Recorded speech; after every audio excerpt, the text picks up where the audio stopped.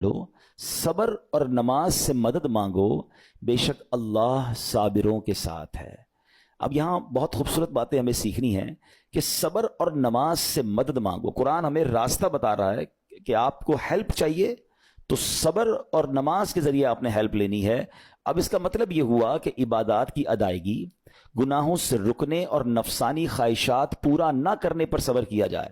اور نماز چونکہ تمام عبادات کی اصل ہے، اہل ایمان کی معراج ہے، اللہ اور بندے کے درمیان ایک بیوٹیفل کانٹیکٹ ہے، تو اس لیے اس سے بھی مدد طلب کرنے کا حکم دیا گیا ہے۔ یہ بھی یاد رہے کہ بدن پر باطنی اعمال میں سب سے سخت صبر ہے اور ظاہری اعمال میں سب سے مشکل نماز ہے۔ یہ بڑی اہم بات ہے۔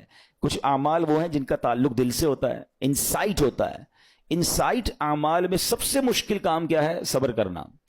اور ظاہری عبادتوں میں، جسمانی عبادتوں میں سب سے مشکل کام کیا ہے؟ نماز پڑھنا۔ تو یہ دو اہم کام دیے گئے کہ صبر اور نماز سے مدد چاہو۔ اچھا، اب ہم دیکھتے ہیں کہ صبر اور نماز سے مدد ملتی کیسے ہے، اور سرکار دو عالم صلی اللہ تعالی علیہ وسلم کا اس میں کیا معمول تھا، اب ذرا سنیے گا۔ اب نبی پاک علیہ الصلوۃ والسلام کا یہی معمول تھا۔ حضرت حذیفہ رضی اللہ تعالیٰ عنہ فرماتے ہیں، نبی کریم علیہ الصلوۃ والسلام کو جب کوئی سخت مہم پیش آتی تو آپ علیہ الصلوۃ والسلام نماز میں مشغول ہو جاتے۔ جب میں خود اس آیت کی کچھ دنوں پہلے تیاری کر رہا تھا تو بڑا ایک نیا، کہتے ہیں نا، نیا باب آنکھوں کے سامنے کھلا کہ یقیناً جب ہم پرابلم میں آتے ہیں ہم دعا بھی کرتے ہیں، ہم لوگوں سے بھی کہتے ہیں، مگر کیا ڈائریکٹلی ہم نماز کی طرف جاتے ہیں؟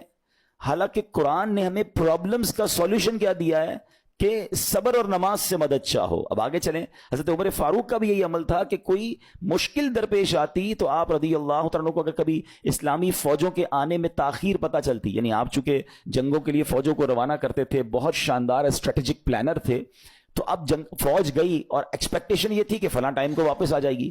اس زمانے میں ٹیلی فون تو تھا نہیں، انٹرنیٹ تو تھا نہیں کہ لوکیشن شیئر ہو جائے گی، یہ کال آ جائے گی کہ سر ہم یہاں رکے ہوئے ہیں۔ اب ٹائم ہو جاتا اور فوج واپس نہ آتی نا، تو آپ اب اس کو کیا کرتے کہ اب پتہ تو نہیں کیا ہوا، ان کے ساتھ خیریت سے آ جائیں، تو آپ نماز میں مشغول ہو جاتے، نماز کے لیے کھڑے ہو جاتے ہیں۔ اب کیا ہمارے ساتھ کبھی ایسا ہوتا ہے کہ ہمارا بچہ کہیں گیا ہے، اس کی خبر نہیں آ رہی، یا کوئی چیز ہماری آنی ہے ابھی تک پہنچی نہیں ہے، یا کوئی اچھی نیوز نہیں آ رہی ہے، تو ہم کیا اس کے لیے نماز کی طرف جاتے ہیں؟